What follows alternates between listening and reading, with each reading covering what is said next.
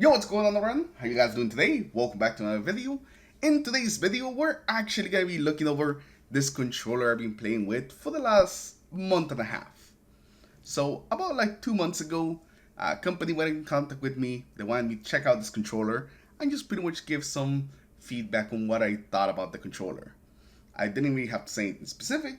They essentially just wanted to see what I thought about it. So that's pretty much what we're doing today. We're going to be going over the positives, the negatives, what I like, what I dislike, and overall, if I think that this controller is an actual good deal and something that might be worth looking into. So let's not waste any more time and let's get started. And this is the controller that we're going to be talking about today, is the GameSir Kaleid Wired Controller. And this is not really a controller brand that I really heard too much about before, but not that I really ventured too much outside my comfort zone when it comes to controllers, so this was like my very first time using one of them. And throughout this video, we're going to be comparing this to the thing that I usually use, which is a stock Xbox controller. I don't really use any fancy controllers, it's just a stock one. That's what I've pretty much been playing the whole time on the Xbox, so that's what I'm going to be comparing it to. So now let's start with probably one of the most important parts about a controller, the price. So let's take a look at the price that these controllers usually go for, and they're actually pretty close. Now the GameSir Kaleid goes for around $49.99, $50 around that mark. That's pretty much what I've been seeing it. A couple of times it's sold at like $45, but around that price range is where you're gonna find this controller. Now for the stock Xbox controller, you usually find it around $55, sometimes a little cheaper like $49, sometimes a little more expensive like it's $60, but around there is usually where like the price over is at for the Xbox controllers. So, while the difference is not much, you are going to be saving a little money with the GameSir, but you also got to keep in mind that the stock Xbox controller is a wireless controller, which is something the GameSir is not. So you might be thinking, how can they be so close together in price? And it really comes down to the features. While I love the stock Xbox controller, it pretty much is just that. It doesn't really have any added features. It is really just a stock wireless controller, and that's it. That's all it does. Well, for the GameSir, we do have a couple of extra nice features on this controller, with the main two being that it's RGB. Yes, it is an RGB controller.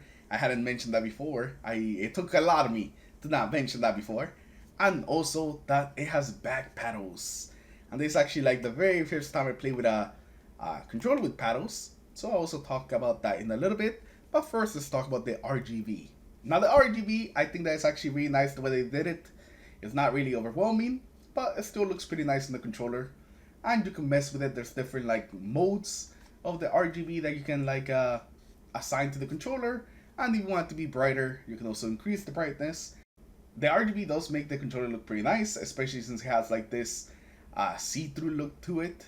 It kind of actually makes me really nostalgic of like see-through RGB just gaming things. I used to have a bunch of them when I was a kid, like a controller and also like a headset that used to be like see-through and also have like a RGB on it. So that kind of gave me a bit of nostalgia with this controller. I thought maybe with the RGB on it was going to be distracting when I played the game, but I didn't really notice it. And most of the time I had it like just in the medium setting. Like it wasn't like super bright RGB, but it also wasn't like on the lowest setting. Overall, I think it's a very good cosmetic feature, and I just can't resist some good RGB. Now, for the paddles, now these ones actually do have more of an actual practical purpose. These are not just for looks. These are really good. I had not before played with any controller with paddles, and I cannot believe that I had been playing without them this entire time. They actually add much more flexibility than I thought they would, and it makes doing the actions in certain games a little bit easier. Especially when you would have to like take your hand off the stick to maybe press one of the buttons. You can use bind that button to one of the back paddles and just hit that instead.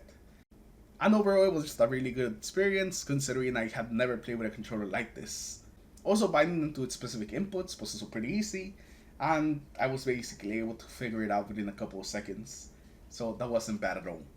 This controller also comes with a hair trigger feature that you can turn on, but I really didn't realize much of a difference. It just kind of seemed like it didn't even matter if it was on or off. I don't know if it was just the game that I was playing, mostly Destiny, but it just didn't seem like it was doing much. It could be just a me thing, but I just didn't see it. I didn't see the hair trigger feature actually seem like it was doing anything. And this last thing that I want to talk about is just the actual feel of the controllers. So let's start with the stock one. The stock one is, just what I'm familiar with.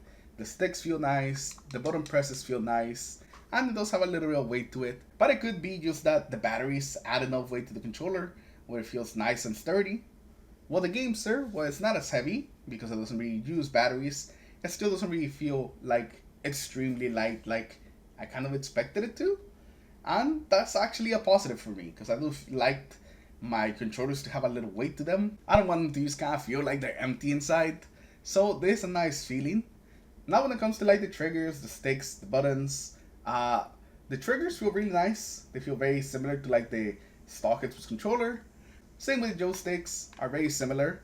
The main thing that you'll find different in this controller is that the share, start, and select button are in different spots on the GameSir controller, which did lead me to take a lot of screenshots. Because the place where the share one is just like right underneath the Xbox one, and since the Xbox logo is a little smaller on this controller, a lot of times when I want to hit the Xbox button, instead I would hit the share one. But that only happened a couple of times, like the first couple of days. After that, I kind of got used to the new layout, and it wasn't really much of an issue. Now, something that I did not like on this controller was just kind of like the feel of the D-pad, and also the feel of the actual buttons. They definitely feel a little bit more stiff when you compare them to like the stock Xbox controller. So that's like the one thing that I didn't really like when it came to the feel of this controller. Just the way the actual buttons and like the D-pad kind of felt. Uh, that stiffness just makes it feel not as good. But everything else feel pretty good. The triggers, the sticks, the back buttons, all of those are fantastic. I just really wish the face buttons and D-pad felt a little better. But to be completely honest, it wasn't a deal breaker. I still pretty much enjoyed, for the most part, my time with the controller. So now let's give a quick wrap up. And now here at the end, my final thoughts on this controller is that this controller is actually some pretty great value. For $50, you're getting not only a very solid controller, but a controller with RGB and also with back paddles, which is something that I didn't know I needed in my life, but I guess I do now. But yeah, I think that this is definitely crazy good value. But yeah, I definitely think this is crazy good value. The only downside of this controller is that it is a wired controller, but it's also the thing that keeps it, I think, that lower price, that it is a wired controller. So if you don't mind having a wired controller, then this one's definitely going to be a really good choice that I definitely would recommend. And if you guys want to check it out, then I'll have a link in the description so you guys can just quickly go and check it out if you are interested. But with that, we're going to end today's video. Hopefully you guys enjoyed it. Leave a like if you did, dislike if you didn't, subscribe to the channel in case you guys haven't already, and I'll see you all in the next one. Peace.